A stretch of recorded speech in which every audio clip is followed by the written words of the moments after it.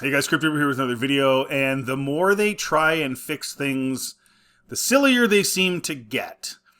And so there's this comic book called Legacy of Vader, which is chronicling events in between The Last Jedi and The Rise of Skywalker, trying to make sense of Ben's character, because he's so all over the place that he just doesn't really make a whole heck of a lot of sense. But the thing about this is that between his is he turning good or is he bad? And then of course he is back bad again and reforging his helmet, trying to be more like Vader again in The Rise of Skywalker, but then in The Last Jedi he seemed to be more interested in Rey. And these stories in these comic books are actually muddying the waters further, and they're not fixing anything. They're kind of silly when you really break them down. So I'm going to jump to two different articles because there's some details that are left out of this one that are in the IGN one. Okay, we already know this. Luke's last words, "The rebellion is reborn today," says to Kylo. "The war is just beginning, and I will not be the last Jedi. Strike me down in anger, and I will always be with you, just like your father." Now, there's lines in that kind of create a problem for what they put in this comic book. Okay, so I'm going to jump over to the IGN now, because here's basically what happens. So you can see there's this weird... Having recently clashed with Teva Ren, the new leader of the Knights of Ren, Ben returns to Fortress Vader on Mustafar in the issue. Okay, so right there, he's not the leader of the Knights of Ren, which I know they're only in The Rise of Skywalker for a very brief period. There's pretty clear indication that he's their leader when he's walking them through the ship and everything. Was I on something when they did those scenes? That seemed to be pretty clear. Now, maybe this clash means that, he got rid of Teva Ren, but then it's how did Teva Ren become the leader of the Knights of Ren when he was the leader of the Knights of Ren in the other, in the sequels? Anyways, whatever, who cares? Ben returns to Fortress Vader on Mustafar in this issue. Ben's quest to kill his past has taken on a new sense of urgency as he can sense the presence of his uncle watching him through the Force. He wants to put a stop to that by any means necessary. Okay. Vinny, the cybernetically enhanced former servant of Darth Vader, suggests that his new master try to enter the secret vault at the heart of Fortress Vader. Vinay hints that his vault contains Vader's greatest secret power, but when Ben tries to enter the vault, he only becomes disoriented and emerges through the same door he entered. In order to placate his angry master, Vinay instead suggests that Ben take a rest in Vader's Sith meditation chamber. No sooner does he begin meditating that Ben undergoes a disturbing vision. He finds himself in a haunted swamp where the heads of his former friends and family taunt him for his failures. So you got, who do you have here? There's Han and Leia. There's, I guess, Snoke. Lando? Chewie. I guess that's Luke? No idea who these other people are. Okay. Anyway. Ben manifests red and blue lightsabers and begins chopping at the heads, only to then find himself in a valley outside a temple. Somehow Ben has managed to travel through the Force to the afterlife, where Force ghosts congregate. I don't know about you guys, but I'm getting kind of sick of the somehows. Somehow Palpatine returned. I get there's going to be a certain degree of somehows in a fantasy story, but Disney's been piling on the somehows. And the somehows are getting, they've been ridiculous, and they're getting more ridiculous. He's managed to travel through the Force from going into Vader's meditation chamber to the afterlife. So this whole thing was pointless. He goes into the vault. Okay, that's the secret to Darth Vader's greatest secret power.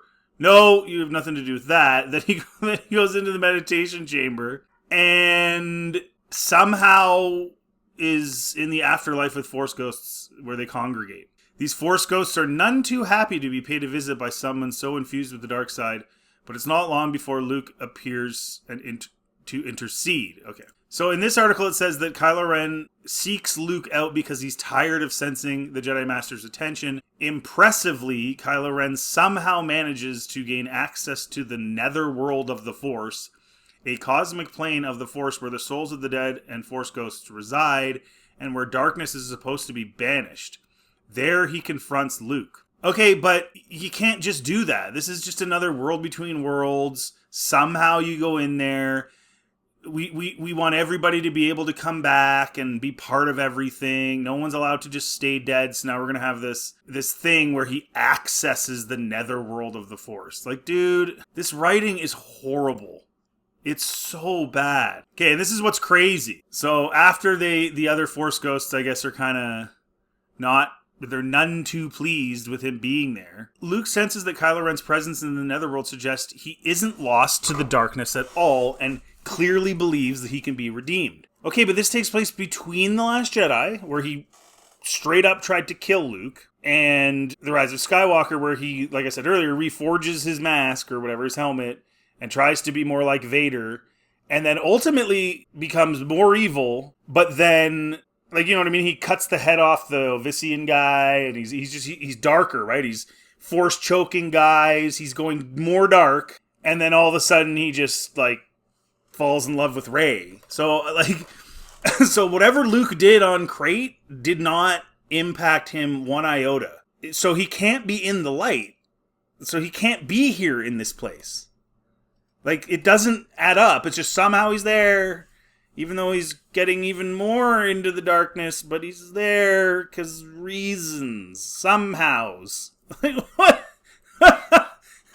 Wouldn't it just been easier? I guess they didn't want to have Luke's Force Ghost appear to him because he is bad. So instead they had a bad guy go to a place where the dark doesn't exist. So really it just sounds like they just don't know what to do with this character. And it's one of the reasons this whole Hunt for Ben Solo thing is so stupid, because this character really had a totally jumbled character arc that made no sense. And in large part, that was because of the way he was handled in The Last Jedi when he became sort of this simp character. The original approach they were going to take is sort of the opposite Vader, where he was supposed to start off sort of as the more weak Darksider. You know, I would maybe envision you realign the scenes, and when he's getting made fun of by Snoke and gets electrocuted, you know, he's just this weak loser. But then by the time, and that would maybe be in Force Awakens, and then by the time you get to The Rise of Skywalker, he's supposed to be like hardcore Vader bad, and that's how he dies. He never actually becomes good. They wanted to do a reverse Vader. But instead of that, you just ended up with this total jumbled mess where he's all over the place. And again, a lot of that falls on Rian Johnson in The Last Jedi, because he sort of, for some reason, wanted to portray him as less evil, especially when it came to Rey. But then at the end, he was, you know, getting kind of evil again, right? He's choking Hux, but then he's kind of torn. And then he's like Force Skypes Rey at the end of The Last Jedi and is looking at her all pouty-faced. The Last Jedi went in so many different directions with him and was so weird about how they were going to have that arc function normally in the original plans, which are reflected more or less in TFA and then in The Rise of Skywalker by JJ. It just seems like Rian Johnson just wanted to just completely buck the plans that they had. And now we're doing this comic book in between these movies that actually convolutes it more. Because again, how is he in the Netherworld if there's no darkness? And then this article is trying to justify he isn't lost in the darkness at all. He clearly believes that he can be redeemed. Yeah, that's why I went to Vader's castle. Was snooping around his grandfather's castle because he was super good. Like, he's listening to this guy tell him to go into the vaults and get the biggest powers, get the dark side powers, because he's trying to be good. And then all of a sudden he's in this light place with Luke.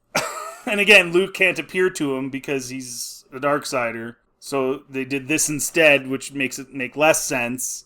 It's just, it's amazing to me, like I've talked about a few of these Vader comics before in videos, and it's like, you know, it's so funny to me because, like, as bad as the sequels were, somehow with the supplementary material, they're actually making them worse. Like, you know how a lot of, like, prequel fans will be like, oh, the Clone Wars made the prequels better. It doesn't to me. It makes them worse, but whatever. A lot of people say that. But this doesn't. I don't know. How would anyone think this would make How would this inform his character? It just creates even more questions and problems. It doesn't explain anything.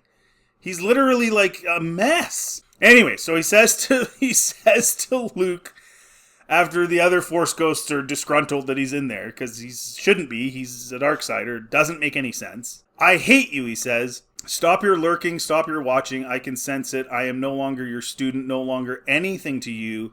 You failed to make me into you. You lost. Leave me alone, you dead old man, or I will find a way to destroy you. Yeah, he's definitely not lost in darkness, I guess. It just makes no sense. It doesn't make any sense. He can't be in there. He literally is going in there wanting to murder Luke still. So how is he at all following that change that Rian Johnson made in The Last Jedi where he's wavering? I guess because Rey's not there. If Rey had been there, he'd have been good. And then we could say, oh, he should be in the Netherworld because he's good. Even though there's no explanation of how he even got there. But he's good. But without Rey... oh my gosh. Okay, so then Luke says, you can't destroy me without destroying without the Force. You can't destroy me without destroying without the Force. I think it just meant to say you can't destroy me without destroying the Force.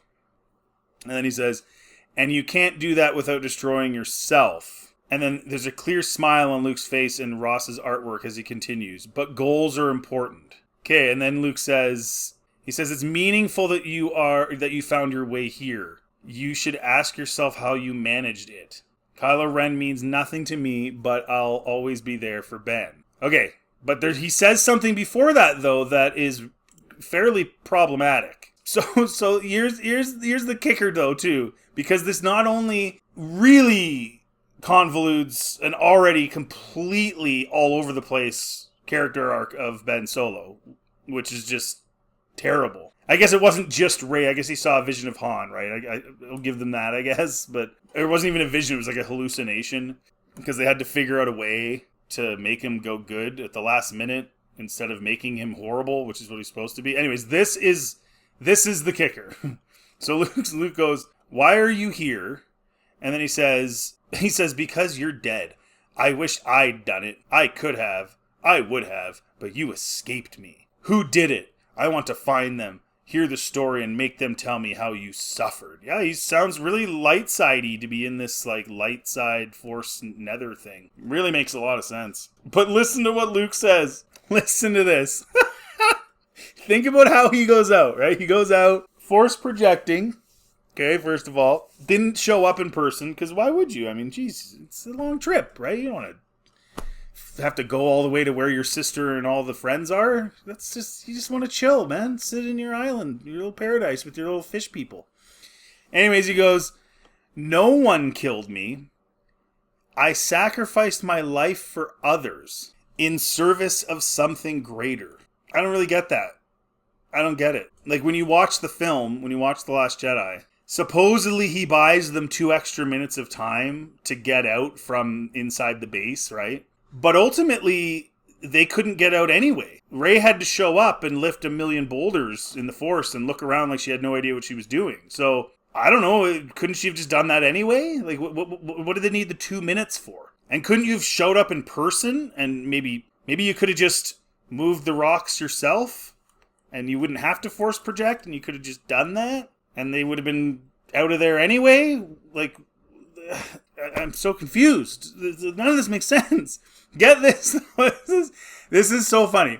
I died for my friends and family, and for people I don't know all across the galaxy, so they could live in peace and light. I died for my friends and family. The 2 minutes that they needed, because you didn't actually show up and help them, was you dying for your friends and family. But Han died. Who are these friends? Like, Leia, I guess? But even then, if you had just shown up, none of this would have mattered. Died for my friends and family. But then he says, for people I don't know all across the galaxy so they could live in peace and light. Why would they be living in peace and light if he's not there? Wouldn't it be better if he was there to sort of help facilitate the peace and the light? All he really does is get on Kylo Ren's nerves and makes him even more mad, right? And he's freaking out and wants to kill him, and then he's literally, like I said, reforging his mask and really bad again. Or really bad. He kind of always was, but not really. Like, do you know what I'm saying? Like, all you did was make him more mad and made the war escalate. You didn't reduce anything. And then when you think about what he said here at the end of The Last Jedi, the rebellion is reborn today. The war is just beginning. So the war is just beginning, but he did what he did so they could live in peace and light. Can somebody explain that, please? It's just... none of this makes sense. They have screwed up these characters so bad. The war is just beginning, and I will not be the last Jedi, so they can live in peace. That's what they want. And you know what's even funnier about this too? Remember when like Broom Boy or whatever and those other kids are like talking about the legend of Luke Skywalker? How they even knew that happened, I don't know, because the Resistance is like 13 people. So unless they found out from the First Order, how did the kids even know? It's not like they were 10 years older. It was pretty recent. How did they even find out that this is what happened? I guess Ryan didn't think of that. But what's funny is, so he's saying he died for those kids essentially, but nothing was better for them. Nothing changed. Nothing improved. They're talking about you sacrificing yourself, but then that's it, and nothing happens. And nobody gained anything. All you did was motivate Ben to go and find a bigger mousetrap to win the war, and you escalated the war. And then finally he goes to Exegol and he meets Palpatine, who offers him all these ships. So you just essentially escalated the war. Tons of people died, so they're not living in peace and light. And a lot of the people that he doesn't know around the galaxy were people that Lando recruited, even though it made no sense in 15 hours, but whatever. He wouldn't have known all those people. Many of them died in the battle. I think a better way to create peace would have been to not chastise your nephew, to take responsibility for the absolutely ridiculous scene of thinking of killing him, but try to tone down the rhetoric a bit, like try to minimize what you're saying in The Last Jedi is going to impact your nephew so he doesn't get super, super ticked. But you actually told him that, oh no, we're going to have a big war now. I'm not the Last Jedi, and guess what? We're having more war. Screw you, buddy. Screw you, kid. See you around, kid. And then he just made him more mad. And then again, he went more dark in The Rise of Skywalker. So none of it makes any sense. And then Luke says, that's what my life was for. So they could live. So your life was for escalating the anger in your nephew to the point where he goes more dark and kills more people and escalate the war. And that's what my life was for. That's what he says his life was for. It wasn't to save his dad. It was to say a bunch of nonsense to Ben in a place he shouldn't even be allowed to be, that was just made up and is another dumb writing tool, the Netherworld. Now you can have Mace Windu and all these other guys around. So your life's work was to make sure there was a bigger, more intense war so that the people of the galaxy could live in peace and light. Like, what are you talking about? Like, your life's work was to save your dad, essentially. And then I thought, oh, maybe he's also going to help save his nephew. No, he actually made him more mad and didn't save him at all. It was Rey. And his Han hallucination. So, like, that was your life's work, eh? Oh, sounds awesome. Couldn't be like a personal thing with his family, like George says, it's a family soap opera. It couldn't have been that. It's so people could live in peace. My friends and family and the people across the galaxy. But they got to go through a whole bunch of warring and stuff to get there. That would be the equivalent of like Luke in his confrontation with Vader and Empire telling him that we're going to fight and there's going to be all these things and like depersonalizing it, right? Like even in this comic book, right? Here's an opportunity. You're talking to your nephew, as nonsensical and dumb and stupid as it all is. You're there. And instead of making it about him, You made it about you. Which I don't think is a very Luke thing to do. He does stuff for others. He's not doing stuff so people can see him, right? It kind of goes against his character, but instead he makes it all about him when all that's doing is adding fuel to the fire like it was in The Last Jedi, because that's all Ben cares about is killing him. Holy smokes, this is stupid, dude. This is stupid. Yeah, and that's at the end of it is when he said, Kylo Ren means nothing to me. Yeah, it's meaningful that you found your way here. You should ask yourself how you managed it. Kylo Ren means nothing to me. But I'll always be there for Ben. So again, though, like he's telling Ben that he has to change for him. Like, I don't care about you. And I get what they're trying to say there.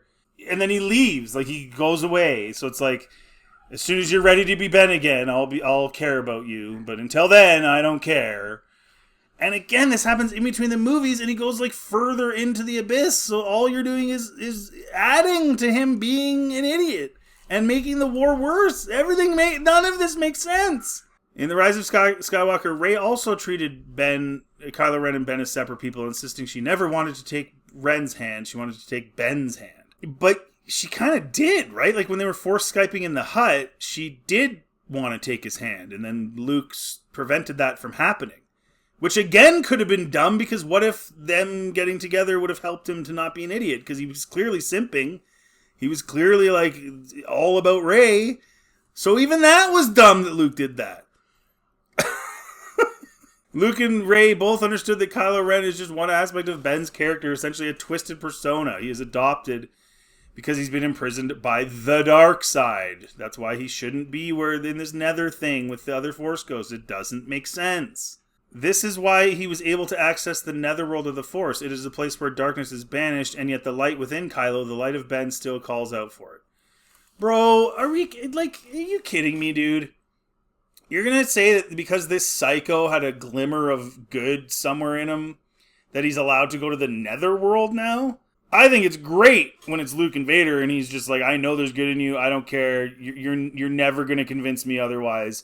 But that translating into entering the Force world and being with other Force ghosts is totally ridiculous. Notice that Kylo Ren means nothing to Luke and nothing to Rey either. Again, let me just add to this too. Like, when he's Kylo Ren in The Last Jedi, he shows a lot of Ben. Again, in those simping calls, he's very, like, subdued and pouty and longing for Rey. Like, you can see it. That's why I would say his acting was good. It was just what he was told to act out was stupid. But his acting was... You got those messages from those scenes. You did. Saying, like, Rey and Luke being like, you don't mean anything as Kylo Ren. Yeah, but you're at the same time saying that Kylo Ren was just one part of his personality. So why would you reject him until he fulfilled the wishes that you needed him to fulfill and totally walked away from that? Like, Luke stayed with his dad no matter what. Even if he was going to kill him, he was going to try and save him, right? So this is such a bastardization of Luke's character, along with just this silly weirdo arc that Ben had. As formidable as this villain may be, they consider him nothing more than a mask. This should be discarded. Both Luke and Rey have realized that it is Ben they are interested in, Ben that they care for, and Ben they want to reach. But you can't. He's this guy right now. The only way you can reach him is to reach out to that guy and hope you can do some changes like Luke was trying to do with his dad. You can't say, well, you're shunned, even though you came to this netherworld and you want to know stuff and you're still mad at me. You're shunned and I'm leaving you now. And he leaves. It's like the total opposite of what Luke would do. Everything about it, what he says to him in The Last Jedi to escalate the situation, everything. This is so stupid. They just keep wrecking Luke. Anyways, guys, so there you go. So none of these comic books or whatever they're doing are helping the cause. They're just causing more problems. And they're taking a dump more on Luke now. Again, going against his character. Kylo Ren's he's still all over the place. This doesn't fix that. He's still all over the place and has no actual character arc that you can actually like observe and describe. It's just so all over the place and stupid. These comic books do nothing to help that. Let me know in the comment section what you think. If you like this content, please like, subscribe. Always helps the channel. Feel free to check out anything else on my channel. Have yourselves a really good day.